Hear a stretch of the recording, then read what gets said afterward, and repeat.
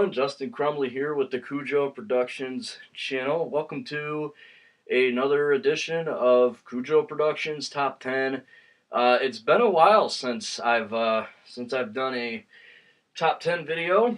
I'm gonna sit back a little, and it's been a while since I've done a video where I appear in front of the camera. I think the last time I did this was my childhood trauma video. And that was a lot of fun. I had a blast doing that. And I think I said in that video that I want to do more videos like this where I appear in front of the camera, usually only for like special occasions. And yeah, it's been a while since I've done a top 10 video. So yeah, it's in my opening. So I thought, why the hell not? Why not bring it back? And this time I got my top 10 favorite Yu-Gi-Oh cards. So, without further ado, let's get started. I first want to start with some honorable mentions. These are the excuse me. These are the cards that didn't quite make the list, but are still some personal favorites of mine. Blue Eyes Ultimate Dragon. I love this card. It's a classic. It was actually part of one of my better combos when I was a teenager in middle school.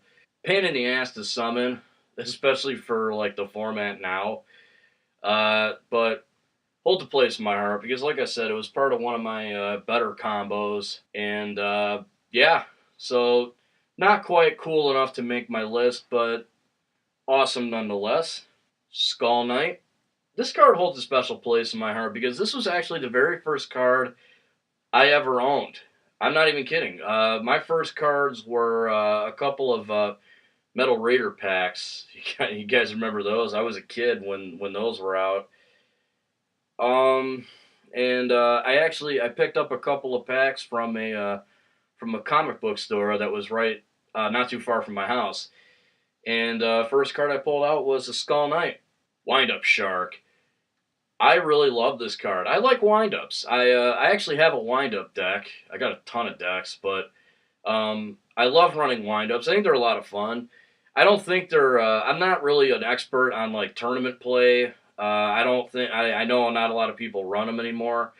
I mostly just play with my friends anymore. So wind-ups are really fun. Wind-up Shark is probably my favorite wind-up card because it just looks so cool and it's really adorable. So yeah, and this thing, man, this thing is like the bread and butter of a wind-up deck. So there's that too, and that is awesome. Shooting Quasar Dragon. This thing is a pain in the ass to summon, but when you get this thing on the field, or I should say if, you're in the driver's seat at this point. This thing is a friggin' animal. This thing is friggin' badass. There are people that build decks around it, including myself. I have a synchro deck specifically built around the Stardust Dragon. So, yeah, Shooting Quasar Dragon, definitely a favorite of mine. And finally, the last honorable mention, Buster Blader. A lot of honorable mentions on this list. Anyway, Buster Blader, not much to say. One of my really good friends, Josh, you guys have seen him before on my channel. This was like his favorite card because I played dragons when I was in middle school. This was like his way of like countering me. So it's interesting that it all just kind of comes full circle on this, and for that reason alone, Buster Blader, kind of a love-hate relationship with it, but I definitely put it as an honorable. I can't talk. Honorable mention. So, with all that said, let's get to the list. Starlight Road. This is the only trap card that's going to make the list. Spoiler alert. Starlight Road is, what can I say? It's a really awesome trap. It's a very convenient one. And a combo I like to run with this is Black Rose Dragon, use its effect, Starlight Road, get Stardust Dragon out on the field. This thing is easily my favorite trap card, without a doubt. Elemental Hero Flame Wingman. When I was in middle school, elemental heroes were very popular because Jaden in Yu-Gi-Oh! GX actually ran the deck, and it's kind of funny because heroes have are still being used by some people, at least people that I've dueled. But they use the better elemental heroes with like the masked heroes and mask change and all that stuff. But anyway, so why Flame Wingman? Well, honestly, the minute I saw this card, I fell in love with it. It just looks really awesome, and I'm a huge comic book nerd myself, and so I like superheroes and all that kind of stuff. So this thing kind of like sticks out to me just on that basis alone. Red Eyes, Black Dragon, really awesome card. I have a soft spot for dragons. I love dragons. Dragons have always been cool to me. And the Red Eyes Black Dragon. When I was a kid, this thing was like the flame wingman of when I was in middle school. Like everyone wanted a Red Eyes Black Dragon. We all had Blue Eyes White Dragons, but come on, we wanted Red Eyes Black Dragon too. And a friend of my cousins actually managed to get his hands on one. And the cool thing about his Red Eyes is I believe he actually pulled it from, I don't remember what pack. I think it's Legend of Blue Eyes is where you get the Red Eyes Black Dragon. Don't quote me on that. I'm not 100% sure. But yeah, he didn't get his out of the Joey deck like everyone else did when the deck came out. That's actually how I got my first Red Eyes Black Dragon was through the Joey deck. So a little interesting backstory behind it. But the Red Eyes Black Dragon's always been a cool card to me. It's really cool that there's actually like decks built around it now. And I have a buddy who's actually building a Red Eyes deck. So again, all just kind of comes full circle. To this day, I still own a Red Eyes Black Dragon card. That's the only Red Eyes Black Dragon card that I own. Actually, I don't own the original print, the original like one. Number 49, Fortune Tune. This one might strike a few people as an odd choice. I really don't know what it is. I really love this card. Maybe it's the stunning artwork on it, or maybe it's just the effect. I actually run this thing in my wind-up deck, and I know it's not traditional, but whatever. I really like this card. I love the artwork. The bird looks kind of like a blue jay or something. I'm no bird expert, but really nice artwork. Number cards are really cool too, and I think this is easily my favorite number card. So I don't know if that's a very popular opinion, but it's mine nonetheless. So yeah, and I actually think this is a pretty decent card. Is it perfect? No, but I enjoy running it in my wind ups. It's definitely not the most traditional card to run, but whatever. Surfin Knight Dragon. Honestly, this one is just straight up awesome. This was actually the very first secret rare card I ever owned. It also came from the very first pack of the Magic Ruler that I ever bought, which has now been renamed Spell Ruler. So that's a bit interesting. And to be honest, it's just a cool looking card. I actually still own the one that I pulled. It's in terrible condition. I don't know if you guys can see that too well. This card has been around a long time, and I know they reprinted it. I've seen like commons of it and stuff. Give you a better picture. This before I jump to my next pick. So here you go. Here's the image. There you go. If you can see the initials, it says MRL Magic Ruler. So I just wanted to show you guys that I'm not full of crap. Chaos Emperor Dragon, Envoy of the End. What is there to say about this card that hasn't already been said? It's one of the strongest cards in the game. It's been banned from tournament play for a long time now, and I don't think it'll ever get lifted from the ban list. So there's a lot of good reason for that. I actually own this card as well, so let me show you guys. This is my little no trade book. This is full of cards that I put in here that I don't ever want to trade. There it is. If you guys can see that, I'm not sure, but it's oh, right, get out of the way, right here, this one here. And yeah, I do own a Blackluster Soldier Envoy in the beginning as well, but the Cast Emperor Dragon I own is also in bad condition. I got it from a buddy back in middle school.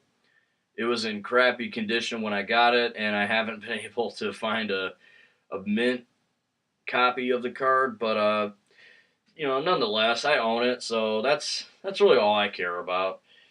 Cast Emperor Dragon, awesome card with an awesome effect, and it's banned for a reason. The Blue Eyes White Dragon. I actually own four different copies.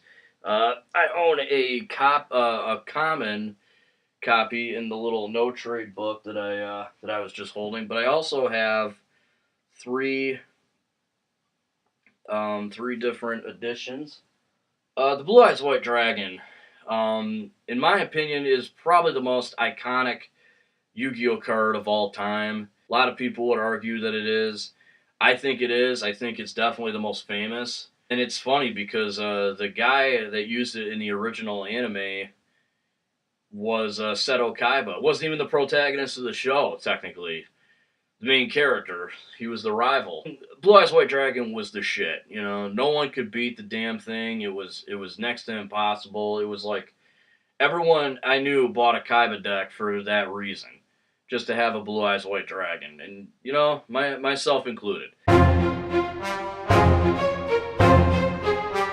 Blue Eyes Shining Dragon. This was like my best card back in middle school. I still own a copy. There you go.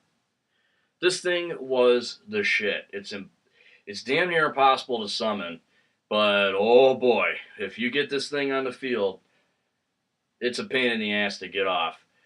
I actually had a dragon deck when I was in middle school, and this thing was pretty much the reason why. Not to mention, it's just really cool looking. Great looking artwork. It kind of looks like a machine, which I really like.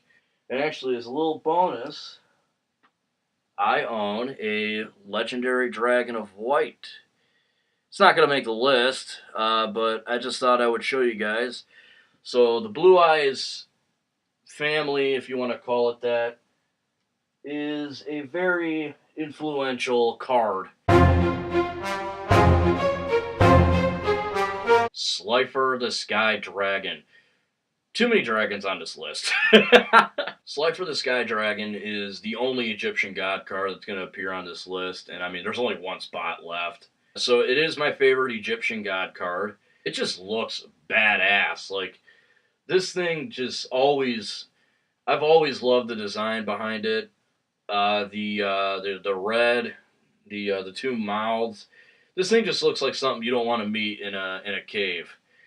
Also, it was the first Egyptian god card I ever owned, and actually, I do have a bit of a story about this one too. When I was a kid, I managed to get my hands on a Slifer the Sky Dragon, and I wouldn't trade it, obviously. But like a moron, I carried it around with me in my deck, and I made the mistake of leaving my deck out, and some neighborhood kids I was playing with, one of them took the card and ripped it in half and ran away. Me and my friends, I think I had to go to the bathroom, and the other two had to go grab something, and one of the neighborhood kids just took the card and ripped it in half. So, unfortunately I lost my Slifer. But I actually do own a copy. This is a non-playable version I got off eBay. Really awesome. Always been a big Slifer fan for many reasons. Stardust Dragon.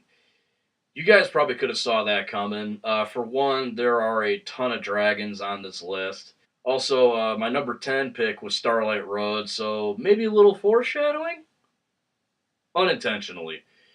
Um, but yeah, Stardust Dragon. I fell in love with this card the minute I saw it. This thing is so useful. It's very broken too. It can be used in a ton of decks if you run, enough tuners. It's a very versatile card. It also has a ton of different forms, so that's really cool.